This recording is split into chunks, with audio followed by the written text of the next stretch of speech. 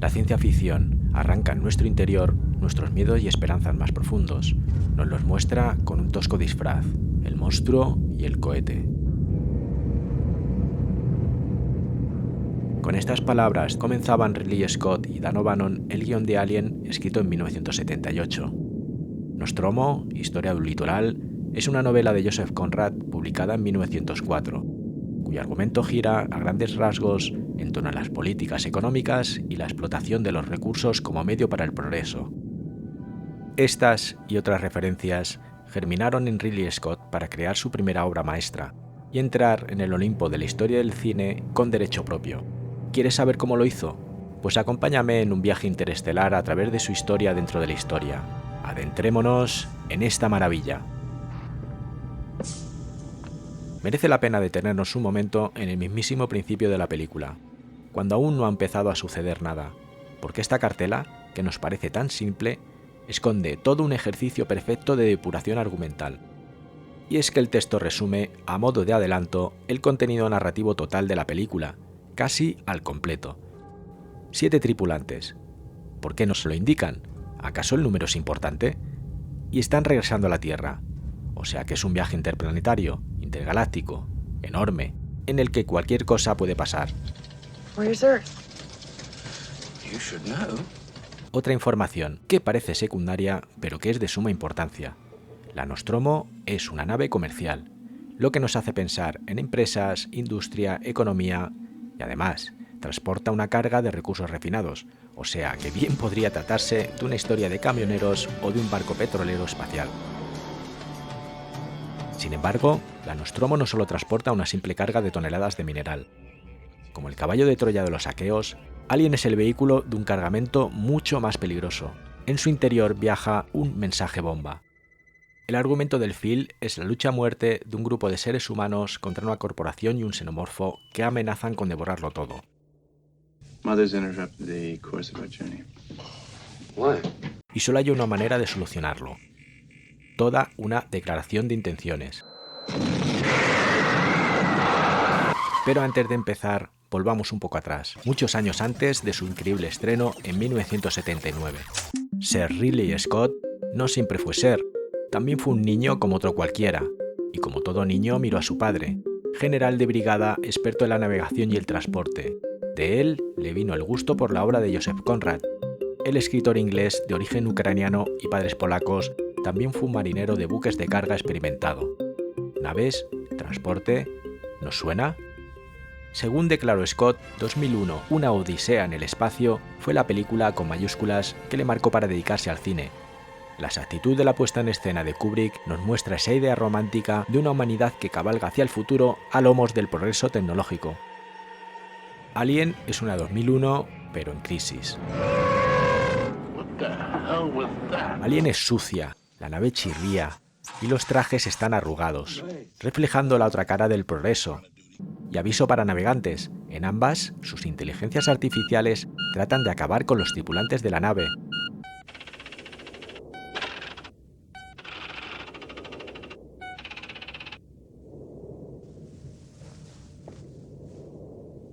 There is an explanation for this, you know. Es gracias a la ciencia ficción que Scott y Kubrick nos han dejado sendas obras maestras para la historia del cine. Ambos comprendieron, como pocos, por qué este género es único en el arte cinematográfico. Y es que la ciencia ficción no tiene miedo a hacer grandes preguntas, a menudo ingenuas preguntas. A la ciencia ficción se lo podemos permitir todo, porque es el único molde narrativo que apela, total, directa y explícitamente, a interrogarnos sobre cómo será el futuro. Since women stop being able to have babies, what's left to hope for?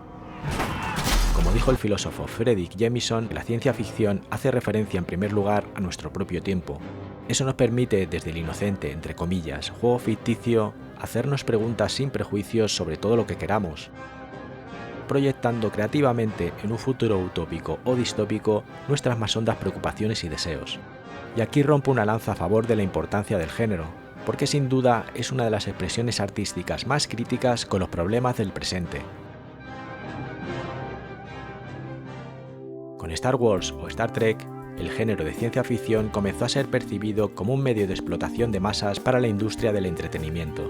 Aunque en un principio estas películas nos parezca que no se rompan mucho la cabeza en cuestiones profundas, también hicieron lecturas de su propio contexto cultural, aunque sea de forma muy tangencial y sutil. Es inevitable que el arte siempre refleje su tiempo de una manera u otra. Ha tomado cuerpo la tragedia que se inició aquí con los impuestos de las rutas comerciales. Ahora elegirán a un nuevo canciller. Un canciller fuerte, que no permitirá que nuestra tragedia continúe. Han propuesto al senador Palpatine para suceder a Valorum como canciller supremo. Seré el nuevo canciller. Alien es la ficción de un futuro distópico de un mundo hiperindustrializado en el que la sociedad ha sido absorbida por la inercia comercial y las relaciones personales se rigen por la lógica del dinero y la eficiencia de la producción.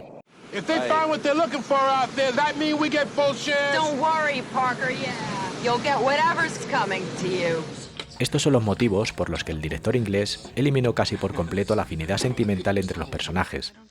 Aunque podemos intuir algún tipo de complicidad entre Dallas y Ripley, no se hace explícito, y lo mismo pasa con las insinuaciones sexuales de Parker a Lambert. Los únicos que parecen tener una amistad son Brett y Parker, pero no descartamos que sea producto de compartir intereses laborales. Alien se inserta en la narración mitológica clásica de la relación del ser humano con la inmensidad y lo desconocido. En el espacio, el mito homérico del viaje transformador adquirió resonancias cósmicas, al más puro estilo de horror Lovecraftiano. Recorrer enormes y misteriosas distancias, vivir aventuras y superar dificultades es un viejo argumento que llevó con eficacia a la gran pantalla al western, pero tiene su origen en la Odisea de Homero, cuando Ulises regresaba a Ítaca después de la guerra de Troya. Ulises, como Ripley, se vale de su mejor arma, la astucia, para escapar de los peligros. Aunque inicialmente en el guión no se contempló que la teniente Ripley fuera sí o sí una mujer, la elección ha quedado para la historia, escenificando con eficacia que las mujeres también pueden ser fuertes y asumir el mando. Motivos que han provocado que la película haya sido muy estudiada desde el enfoque feminista y psicoanalítico, como la conocida interpretación fálica y sexual del monstruo y la nave, frutos de los diseños del inconsciente de Giger, o la reproducción sexual invasiva y violenta como una experiencia angustiosa con el embarazo de Kane. Sin duda, estas lecturas son ya clásicos en los análisis de Alien. Recordemos que la segunda ola del feminismo abarca precisamente las décadas de 1960 a 1980. Una vez superados los hitos del sufragio femenino, el acceso a la educación y los derechos legales básicos en los comienzos del movimiento, en la época de Alien, y son cuestiones que se prolongan hasta hoy, el feminismo empieza a enfocar sus esfuerzos en los derechos reproductivos. Problemática que se refleja en el guión, donde el xenomorfo fálico de Giger ya no distingue entre sexos y la experiencia reproductiva es trasladada en la ficción al escoger como primera víctima al desafortunado comandante Kane. Con ello, Alien da un giro completo al enfoque sobre el hecho reproductivo o el consentimiento sexual, escenificando de forma magistral las horribles consecuencias del sexo violento en esa escena memorable que ya es historia del cine. Este es, sin duda, un enfoque feminista del que Ridley Scott tuvo gran responsabilidad, ya que lo materno y femenino han sido factores que sobrevuelan a lo largo de su carrera, algo que reflejó en su cine en los personajes de mujeres hechas a sí mismas, como Thelma y Louise, Ripley o la Demi Moore de la Teniente O'Neill.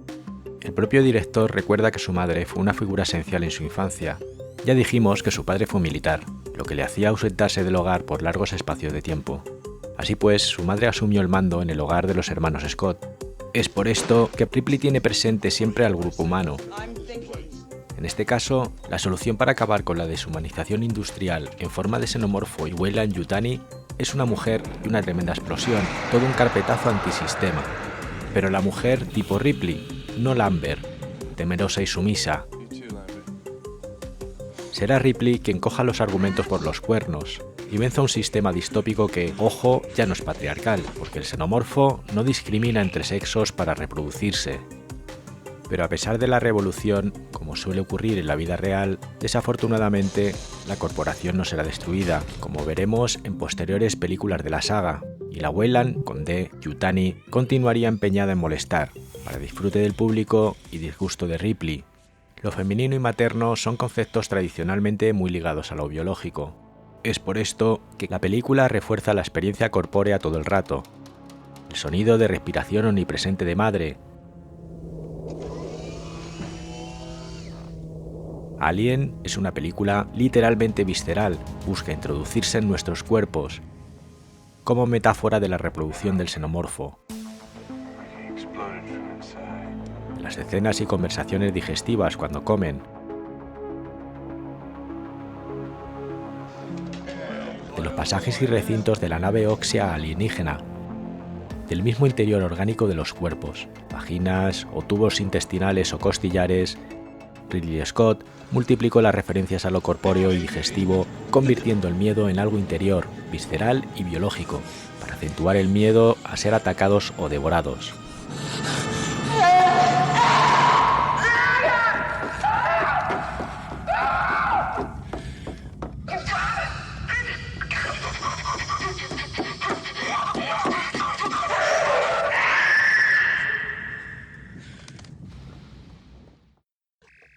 Es gracias a esa visceralidad explícita que los espectadores continuamos viviendo las vidas de los tripulantes de la Nostromo. Porque Alien, en realidad, es la historia de un grupo de personas, más que de una protagonista. No es hasta que pasa media hora de película que no identificamos a la supuesta heroína, y más que nada por eliminación de los demás personajes. Esto fue una decisión intencionada del director. Scott eligió a Sigourney Weaver precisamente porque era una desconocida en el cine, para que no la identificáramos con una protagonista desde el inicio. Al comienzo del metraje vemos cómo Scott no se decanta con claridad por uno u otro personaje, aunque podamos identificar a los rangos superiores en la jerarquía de la tripulación. Revisando Voyant Tools, una herramienta de análisis de textos, las palabras más usadas en el guión son las referentes a los actores. Sin embargo, es curioso que la palabra alien sea nombrada tan solo 44 veces, aparte de las alusiones indirectas tipo Our guest. Whatever it was big. I think it's safe to assume it isn't a zombie. Asumiremos, por tanto, que a pesar de la escasez de menciones en el guión, esto no es indicativo de su verdadero peso en la historia, situándolo como antagonista indiscutible de Ripley, por encima de Ash. Otro dato interesante que extraemos del análisis textual es el acento del guión en el diseño y la ambientación. Las palabras aire, esclusa, puente, luz, nivel están presentes no solo en la descripción de las secuencias, sino en los propios diálogos de los personajes. Lo que nos puede dar una idea de lo importante que era incidir desde la preproducción en el diseño de escenas y del por qué eligieron a Ridley Scott para dirigir el guión. El diseño es una de sus virtudes, la meticulosidad de sus dibujos es maravillosa. Su genial puesta en escena y ambientación hacen de estos elementos un vehículo espectacular para la narración de Alien. Scott utilizó con maestría el entramado que proporciona el género de la ciencia ficción para sumergirnos en temáticas universales de gran calado social. Porque el capitalismo, la lucha de clases y las relaciones de poder que nos aquejan hoy son los grandes núcleos temáticos de la película. El subtexto de violencia sexual, los roles tradicionales de hombres y mujeres, así como la desigualdad en las condiciones laborales, o la omnipotencia depredadora de la ciencia y la tecnología sobre el hombre eran el panorama imperante en las décadas que van de los 70 a los 80. 46 años después, el tema del neoliberalismo está más candente que nunca.